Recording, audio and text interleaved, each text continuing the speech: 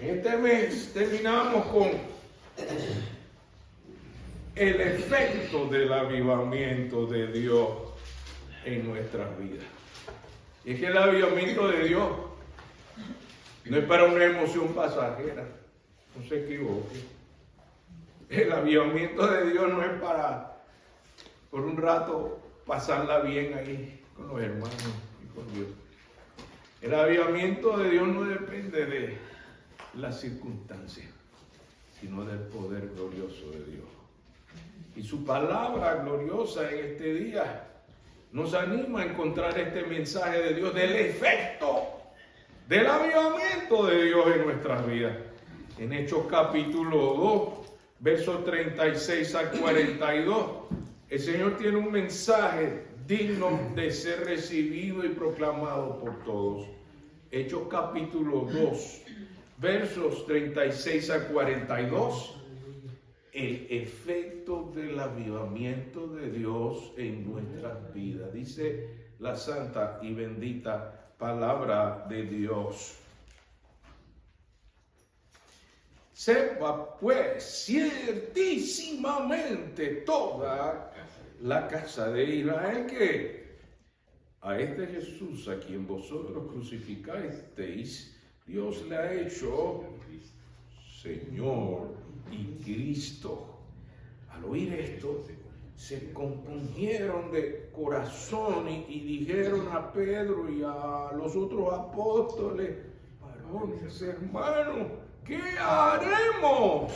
Pedro les dijo: arrepentíos y bautícese cada uno de vosotros en el nombre de Jesucristo para perdón de los pecados, y recibiréis el don del Espíritu Santo, porque para vosotros es la promesa, y para vuestros hijos, y para todos los que están lejos, para cuantos el Señor nuestro Dios llamare.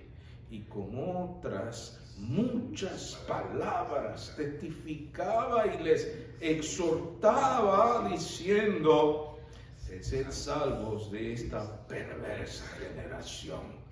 Así que los que recibieron su palabra fueron bautizados y se añadieron aquel día como 3,000 personas, y perseveraban en la doctrina de los apóstoles, en la comunión unos con otros, en el partimiento del pan y en las oraciones. Gracias, Señor, porque todavía podemos buscarte en espíritu y en verdad, en oración sincera de lo profundo de nuestro corazón, para suplicarte que nos hables tú, Señor, porque nuestra alma tiene sed del Dios vivo, porque nuestro corazón necesita ese aliento de Dios, porque tu pueblo necesita ser edificado para que tu nombre sea glorificado y muchos puedan conocer la salvación que hay en Cristo Jesús y ser multiplicados y extender tu reino. Te invocamos en el nombre del Padre, del Hijo y del Espíritu Santo. Amén. Luego de tener la dicha de entender el propósito del avivamiento de Dios para salvación, nos toca descubrir y obedecer el efecto del avivamiento de Dios en nuestras vidas. Si observamos en los primeros versos, el 36 y 37, entendiendo y conociendo y dispuestos a actuar o a obedecer. Eso es lo que pasa en el verso 36 y en el verso 37. Si puede observar el llamado del apóstol Pedro, dice: sepa pues ciertísimamente toda la casa. ¿Qué era el llamado? Quería que supieran, que entendieran, que alcanzaran el conocimiento de los propósitos de lo que había ocurrido. Ese es el contexto del derramamiento del Espíritu Santo, de la manifestación del Espíritu Santo, cuando todos empezaron a hablar en la lengua de origen. Observe el verso 36, que el llamado del apóstol era para que entendiesen el significado de lo que estaba ocurriendo. Y ahí comienza diciendo que a este Jesús, a quien vosotros crucificaste, Dios le ha hecho, ¿qué cosa? Dios y Señor. Para que entendamos el contexto, él está explicando desde el verso 29 al 35 lo que estaba pasando ahí en el día de Pentecostés. Veamos el contexto para que nos ilumine la explicación que le da Pedro a lo que estaba pasando. Dice, varones, hermanos, ve que él usa esta expresión, que luego los que están escuchando le responden con esa misma expresión, y se van a dar cuenta más adelante. Varones, hermanos. Se os puede decir libremente del patriarca David, que murió y fue sepultado, y su sepulcro, aquí está, su sepulcro está con nosotros hasta el día de hoy. Pero siendo profeta y sabiendo que con juramento Dios le había jurado que de su descendencia, en cuanto a la carne, levantaría al Cristo para que se sentase en su trono. Y viéndolo antes, habló de la resurrección de Cristo, que su alma no fue dejada en el Hades, ni su carne vio corrupción. A este Jesús resucitó Dios, de lo cual todos nosotros somos testigos. Así que, exaltado por la diestra de Dios y habiendo recibido del Padre la promesa del Espíritu Santo, ha derramado esto que vosotros veis y oís. Porque David no subió a los cielos, pero él mismo dijo el Señor a mi Señor, siéntate a mi derecha, a mi diestra, para que ponga a tus enemigos por estrado de tus pies. Allí entonces se le aclara, ciertamente. Sepa pues, ciertísimamente, toda la casa de Israel, que a este Jesús, a quien vosotros crucificasteis, Dios le ha hecho ¿qué cosa? ¿Qué significa? Que Él sea el Señor. Significa autoridad absoluta, autoridad sublime, a la que nos sometemos y obedecemos. Amén. Muchos dicen que estar de acuerdo con Cristo y de la salvación de Cristo, pero no todos se sujetan a Él como Señor y Salvador.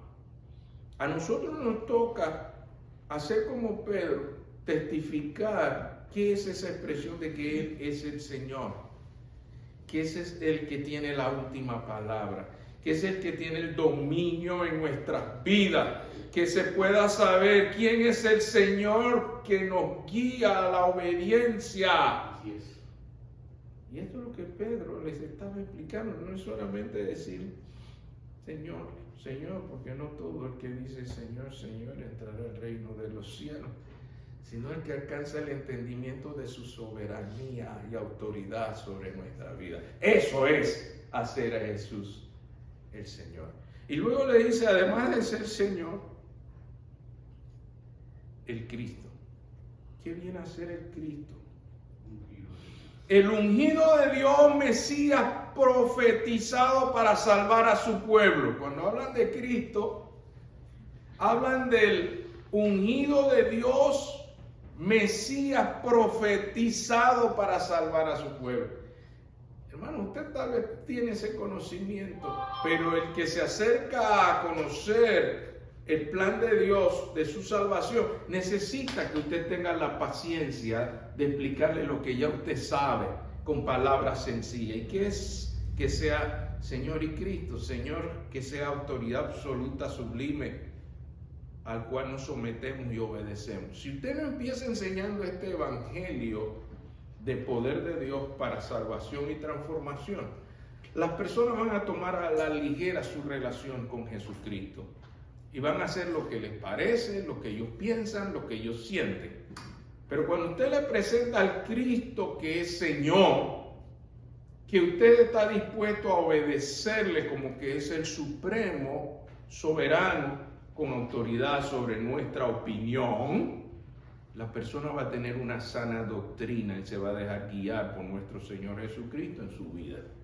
Y cuando usted le habla del Cristo, usted le habla de alguien que fue ungido por Dios, profetizado de hace muchos siglos atrás, y que viene a cumplir un propósito de traer libertad y salvación a su pueblo. Este es el Cristo que debemos predicar, hermanos. Este es el Cristo que debemos testificar, amados. Este es el Cristo que Pedro les estaba testificando y le dice, ¿y ustedes saben qué? Ese que vino como Señor soberano, ese que vino como ungido de Dios Salvador, ustedes lo crucificaron. Entonces, usted se dará cuenta por qué gente como Adolfo Hitler quiso eliminar a todos los judíos, porque dicen, ustedes lo crucificaron. Y en realidad, ni Adolfo, ni muchos de nosotros entendemos que fue crucificado